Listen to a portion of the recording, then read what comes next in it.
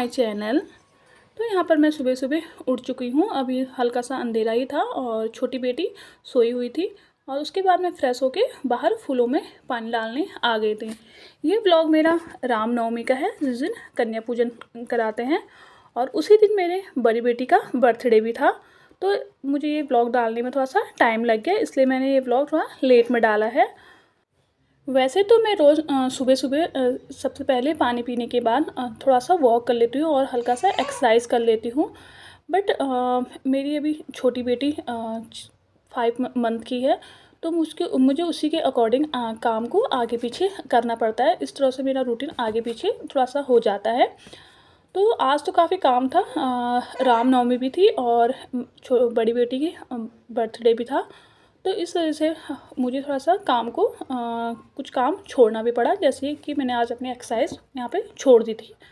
और उसके बाद मैं छोटे रूम पे आ गई और छोटे रूम पे बेटी क्या करती है कि उसके वहीं पर ज़्यादा तक का वो खेलती है और वहीं पे पढ़ाई उसे मैं वहीं पे पढ़ाती हूँ। और बुक्स वगैरह उसके काफ़ी वहीं पे फैले हुए थे।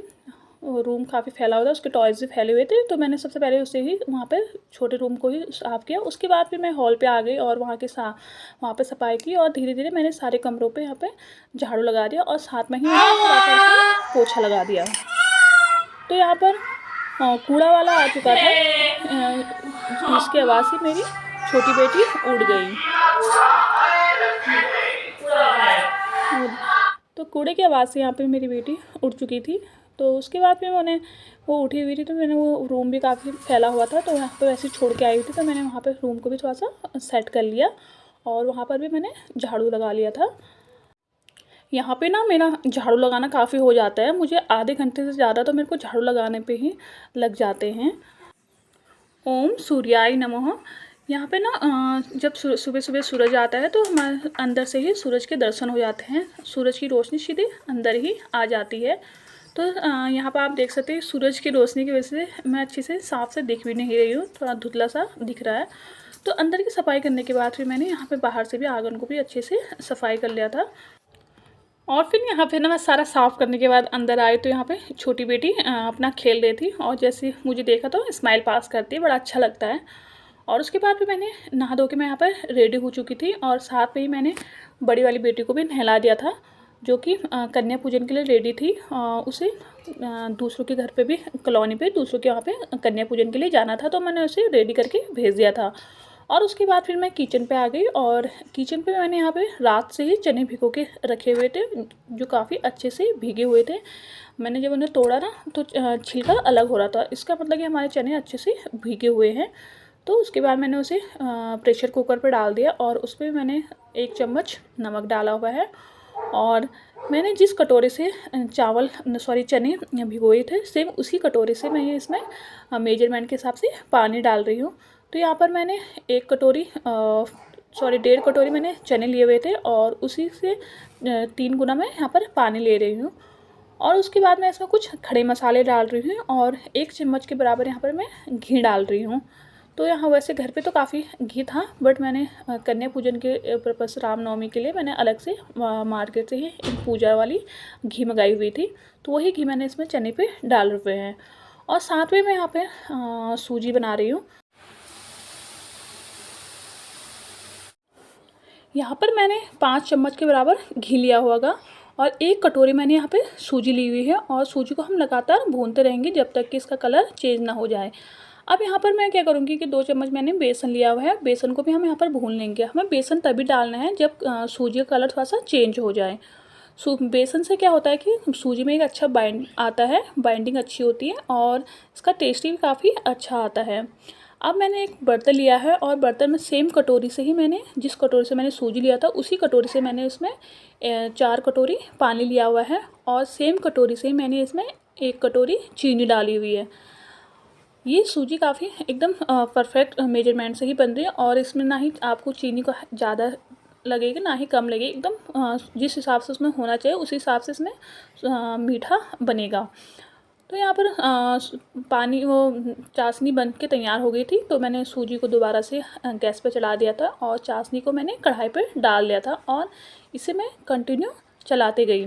कंटिन्यू चलाते चलाते हमारे ये सूजी बनकर तैयार हो चुकी थी। और यहाँ पे थोड़ा जब मैं सूजी बना रही थी तो फिर उस टाइम पे हस्बैंड आए कि मेरे से कहने लगे कि तूने ड्राई फ्रूट्स तो तुमने काट के रखे हैं, लेकिन डालना तुम भूल गए हो, क्योंकि बीच बीच में मुझे छोटी बेटी के पास जाना पड़ता है ना, इस चक्कर में मैं यहाँ पे इसे डालना भूल गई थी। अगर आप भी कभी ऐसे भूल जाएं तो इस तरह से आप घी पे तड़का लगा के उस पर डाल सकते हैं। अब यहाँ पर साथ में मैं आटा गूँथ लूँगी। तो आटा यहाँ पर मैंने 3 कप लिया हुआ है और उसमें मैं कसूरी मेथी डाल रही हूँ। इससे क्या होगा, पूरियों का टेस्ट काफ़ी अच्छा आता है और डाइजेस्ट भी अच्छे से हो जाता है। बच्चों को गैस वगैरह जो बनती है जिनको, उन्हें गैस भी नहीं बनेगी। और उसके बाद यहाँ पर चने मेरे पक्के रेडी हो चुके थे। चनों पे मैंने 5 सीटी लगाई हुई थी। और तो मैं इन्हें लोहे की कढ़ाई पे बनाऊँगी। लोहे की कढ़ाई में मैंने सोचा था कि मैं पूरी बनाऊँगी, लेकिन मैंने इस पर चने बना दिए।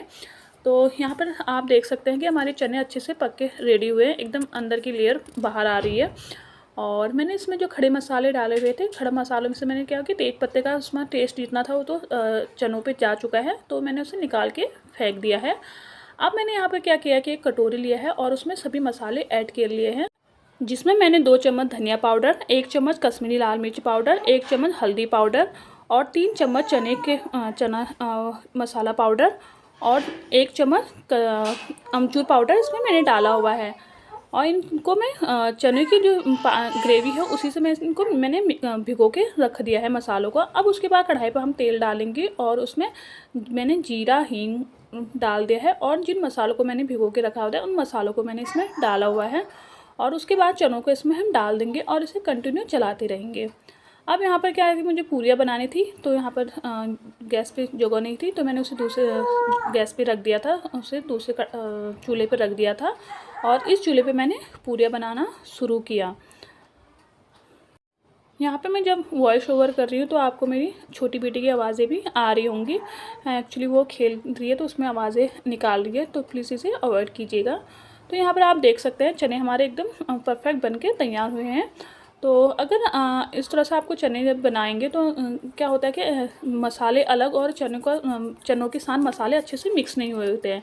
तो आप क्या कर सकते हो कि घी का तड़का इसमें लगा के डाल सकते हैं, बट मैं यहाँ पे घी का तड़के में आपको थोड़ा मसाले भी डालने पड़ते हैं। तो यहाँ पे मैं बच्चों के पर्पज़ से तो मसाले नहीं डाले, डायरेक्ट ऊपर से मैंने घी डाला हुआ है। इससे भी क्या होता है कि मसाले चनों में अच्छे से चनों के साथ अच्छे से मिल जाते हैं। फिर यहाँ पे सभी कन्याएं मेरी आ चुकी थी और फिर मैं कन्याओं के लिए प्लेटें लगाना मैंने शुरू किया। तो मेरे पास में ये प्लेट मैंने स्पेशली कन्याओं के लिए ही ख़रीद के रखे हुए हैं और मैंने ये 10 प्लेट्स ख़रीद के रखे हुए हैं। बट जब भी मैं कन्या पूजन कराती हूँ, वैसे तो 9 कन्याओं का ही पूजन होता है, बट मेरे वहाँ ना हमेशा ही 9 से ज़्यादा ही कन्या ही आ जाते हैं। आज भी 15 कन्याएं आए हुए हैं, तो मैंने सभी को ही कन्याएं बना दिया है। तो सभी यहाँ पर बैठ के खा रहे हैं और यहाँ पर मेरी छोटी बेटी भी साथ में ही खा रही है। छोटी बेटी पास की पड़ोस की भाभी के पास है, उन्होंने वो अपनी गोदी में बैठा के उसे खिला रहे हैं, क्योंकि वो अपनी बेटियों के साथ पे ही आए हुए थे, तो उन्हें भी वो साथ में उसे खिला रहे हैं। और बाकी का आपको नेक्स्ट ब्लॉग में मिल जाएगा।